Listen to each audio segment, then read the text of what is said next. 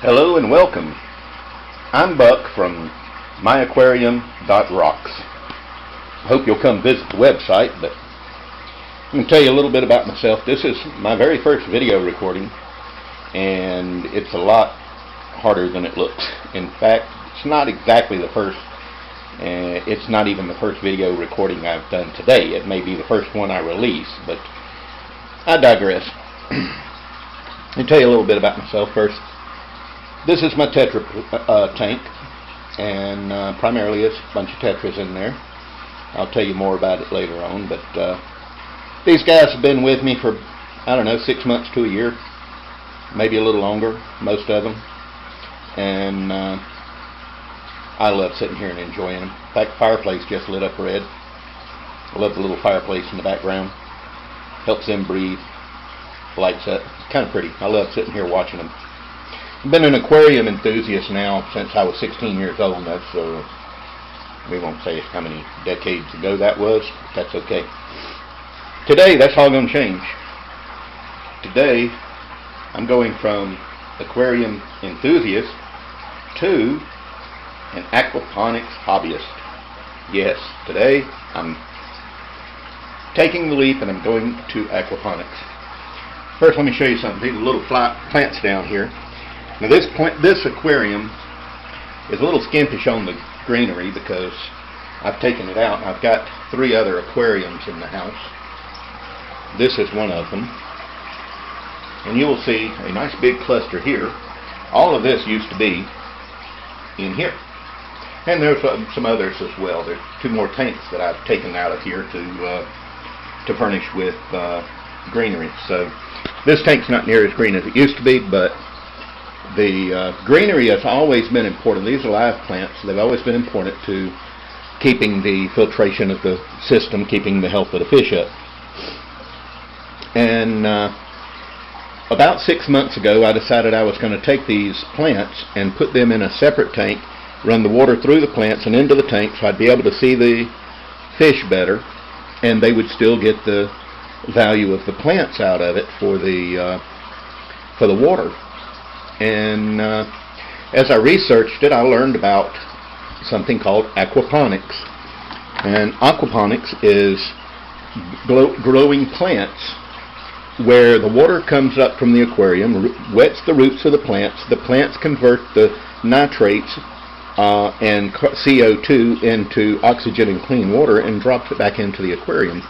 It's been a very good, very interesting thing, and people have told me you don't even need a water filter if you do that. Now that's what blew my mind. So for the last 6, maybe even a little longer, 6 months or so, I have really intently been looking into the aquaponics, and I found a couple of systems that looked like they had some promise.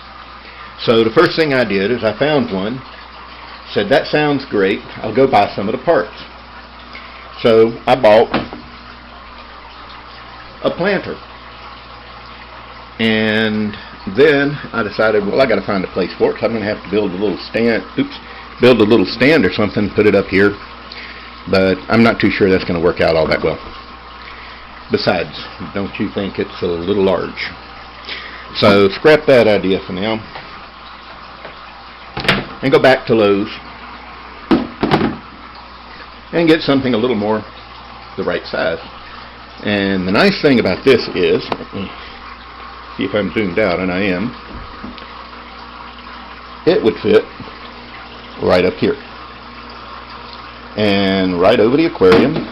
Looks like a great place. So all I need is a little bit of plumbing, a pump, and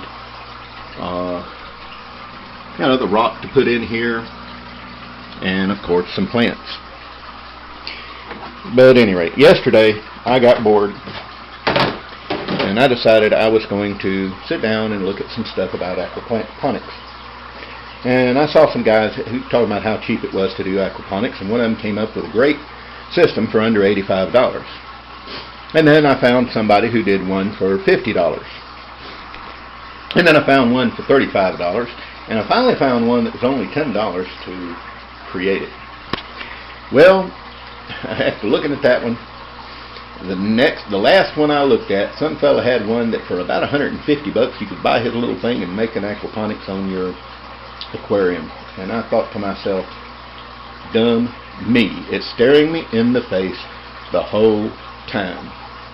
So today I'm making a free one.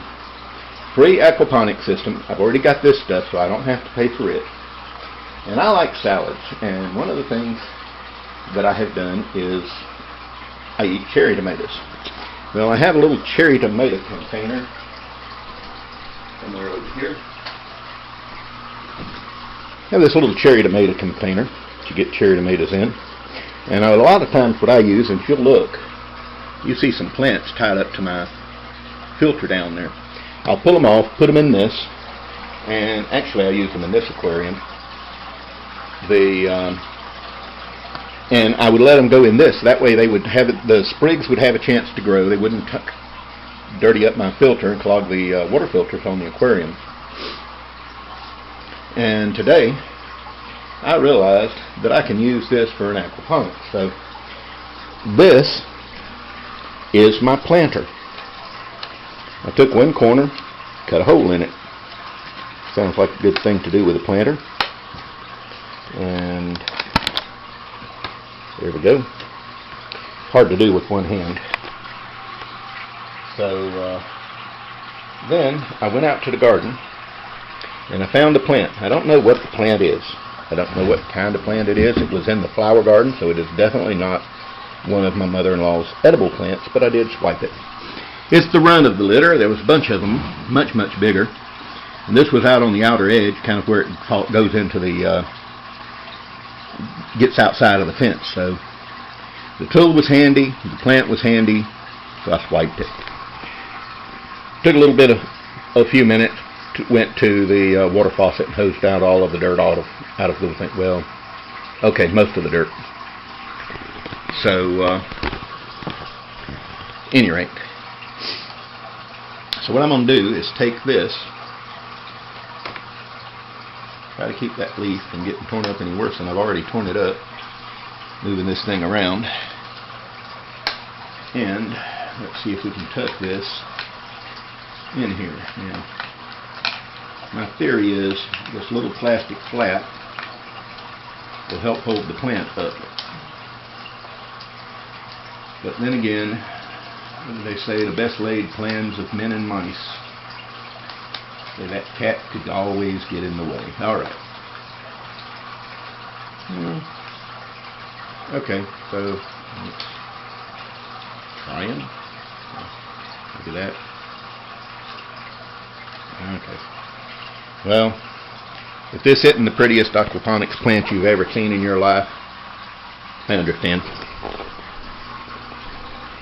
I'm going to come over here and I'm going to do something downright crazy. Push this in part way. Now, part of the root's in the water, part of the root's not.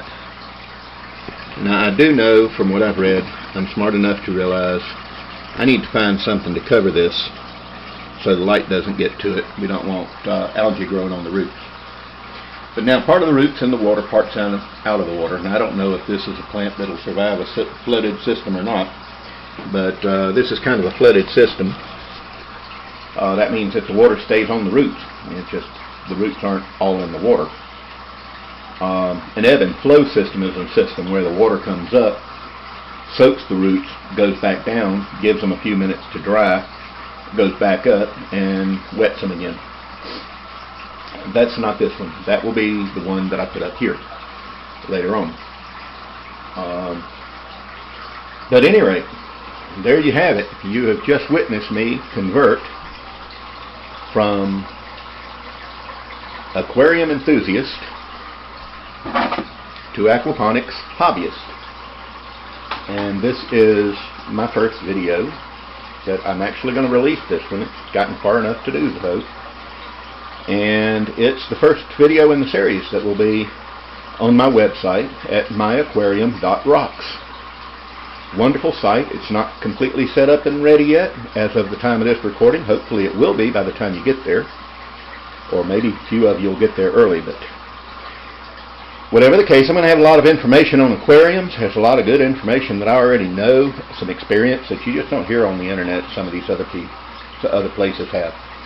And there are some really wonderful people in the aquarium hobby, as well as in hydroponics and aquaponics. So I'm certainly looking forward to joining the group of people that are into aquaponics. My plans are to find some good smelling stuff to put up.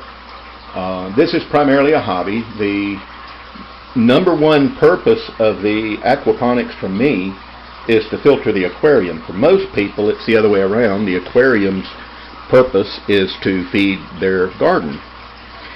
So I may have a little bit different view of things. I'm going to probably be very heavily oriented towards the aquarium side of maintenance and service and having a beautiful display and things like that, as opposed to putting a bucket in the bottom of the basement.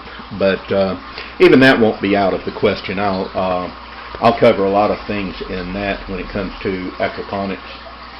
And who knows, I may even figure out how to make those two planters work together. So one could be an aquarium and one could be a planter. I don't know. But at any rate, I'll find something for them. If we back up here, this is my mystery tank. We got it assuming that it was a 55-gallon from a fellow who passed away. But it seems to be the same dimensions, maybe not quite as tall. And depending on where I go, people say that it could be anywhere from 40 gallons to 55 gallons. Well, one thing I do know is it's more than 35. So, at any rate, there will be an aquaponics over this, definitely in the future. I have plans for that, probably the large planter that I've got. And the fish that are in it are haphazardly thrown together. They're really not good matches for each other, so don't go wondering about telling me how bad these things are going to be with each other. I already know that. But this was put together basically from fish that was purchased for one thing and then wound up put in here for another. And there goes the little red-tailed shark. Alright. At any rate, that's enough for today. I hope you guys will come back by and visit MyAquarium.Rocks. Thank you.